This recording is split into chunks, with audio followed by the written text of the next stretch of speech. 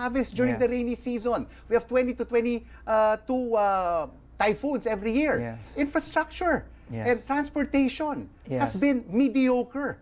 And why do you think we are having a hard time getting this done? Yeah, it's a hard question to answer, Rico. You know, it's a hard question to answer. You're absolutely right. No, it's been happening over and over and over again. No, but I think what the president is trying to do now is he, in his last 3 years, has said enough is enough. You know, our people are suffering. You know, we just approved so many flood control projects last year. And actually, in the previous one, he even touted these flood control projects and said, we're going to do all of these things. But he said, and I think he said this in his podcast just a couple of days ago, when he said, nung binisita ko, yung mga, this is the president talking, nung binisita ko nung itong December at ngayon, wala akong nakita. No? I didn't see any of these projects actually working and doing what they're supposed to do, which is to mitigate and control floods. So I think that was really what made the president say those very, very strong and very emotional words to, but why has there been neglect of our transportation, our infrastructure projects, and through the decades, pinag-uusapan lagi, korupsyon ng ating mga public servants. But why hasn't it really been addressed, Secretary Vince, in your view? I mean, I think, they have been addressed, but they have not been addressed in a consistent manner. Na I think that's been the problem. You know, yung sinasabi nila ang Pilipino, paminsan-minsan ningas kugon, no? Na pagka mainit ang issue, ningas kugon naman talaga tayo eh.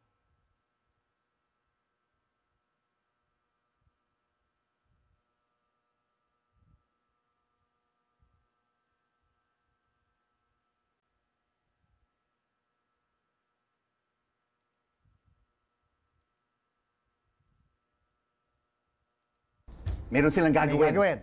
Pero pagka nawala na sa media, nakakalimutan na. So I think that's really been to me, and I've been in and out of government for the last 2 decades, more than 2 decades. And I guess from someone who's been a staff member of a senator and who's worked. And you worked for 3 presidents. Yes. President Noy, yes. President Duterte, and now President Marcos. Yes. I think that's really been the case. And you, as someone who's worked in the bureaucracy, you're just watching, how things unfold, no? And to me, that is what I see personally, no? Na yung consistency, yung mainit, gagamig. So, but hopefully, magtuloy-tuloy na tayo finally once and for all. Do you think nandyan ang political will, Secretary Vince, with what the President said during his SONA? I believe so. That he will follow through and that so. we will see improvements in our flood control projects,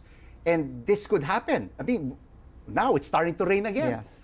We're going to see it over at least the next year, 2 or 3 years before the end of his term. I believe so. And I think the President will follow through on this, simply because, you felt it. You felt the sincerity and really the disappointment, the frustration of the President. No, he wants to do good. He wants to make all of these things happen for the benefit of the people. But unfortunately, iba ang nangyayari, no? At hindi nangyayari yung dapat. So I think yes. I think I see the will of the President, and I think our people will see it in the coming months, and especially towards these last 3 years of the President's term. You are now in charge of the Transportation Department. Nung pagpasok mo sa departamento, nakakita ka na ba ng korupsyon? Did you immediately see that there was corruption in deals, in projects? Yeah. Sa projects, mostly kasi, ang DOTR deals with a lot of foreign-assisted projects. So, in those projects, typically, these are the big ticket like items. Subway, the railways. Diyan, wala akong nakita. No, wala akong nakita.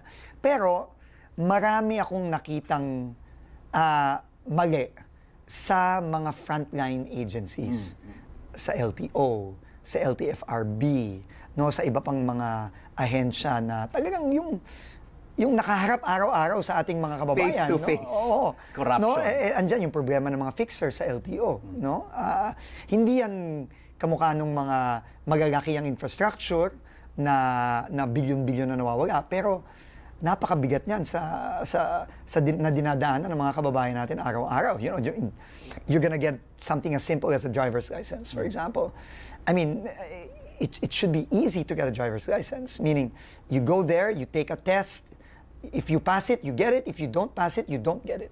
It Just should like be what as we simple see as in other that. countries. Just like what we see in other countries. Secretary, apart from corruption in line agencies, marami rin nagsasabi, when you have this big ticket, transport or infrastructure projects, sinasabi, ay may kickback yan. Lagi may kickback. It's like it's already part of the culture. Yeah. But now that you are on top of this situation, how are you trying to make it corruption-free, future-proof? We're trying for our people. We're trying to make everything as transparent as possible. For example, no, when we do projects, no, we typically get what they call a transactions advisor. A transactions advisor is someone who is reputable, like the Asian Development Bank, the World Bank, the International Finance Corporation, or other reputable international agencies to come in and assist us in the actual development of that project, from the development of the feasibility studies all the way to the bidding of these projects and to the award of these projects. I think that is one way. No? That is not typical in a lot of infrastructure projects, but in DOTR, we make it a point to make sure that we always have that, you know, kumbaga, parang guardian angel, kumbaga, no? na nakabantay. No? At ginaguide kami, and to ensure transparency throughout the process. You have to make the changes. I mean, And you have the political support of the president. Absolutely, absolutely. 100%. 100%. 100%. So if you tell him, Mr. President, may problema tayo sa Department of Transportation. I need to make these changes. He will give you a free hand. Yes, I did it in the beginning, and I still continue to do it if I need the support of the president. And he has always been very supportive and always gives the trust and confidence to the people that he has appointed. So what's important lang, Rico, I think, is this is not an overnight process. No? We have to understand that. No, we cannot make changes just like that. You know, I've been in this job for 5 months, 5.5 months. And we're slowly making some progress.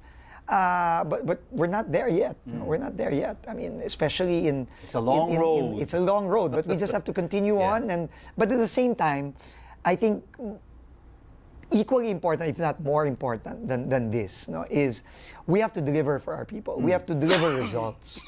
And when I say results, I'm not just talking about big ticket infrastructure projects, no, which take years to complete. No. We need to deliver results on a daily basis. I mean, you know, our people go through so much every day. And small things mean a lot to them. Yeah. And the president said it himself, you know, there's nothing too small for us to do. So if we need to make sure that escalators and elevators work in the MRTs, we need to make sure that lines are not as long as they used to be.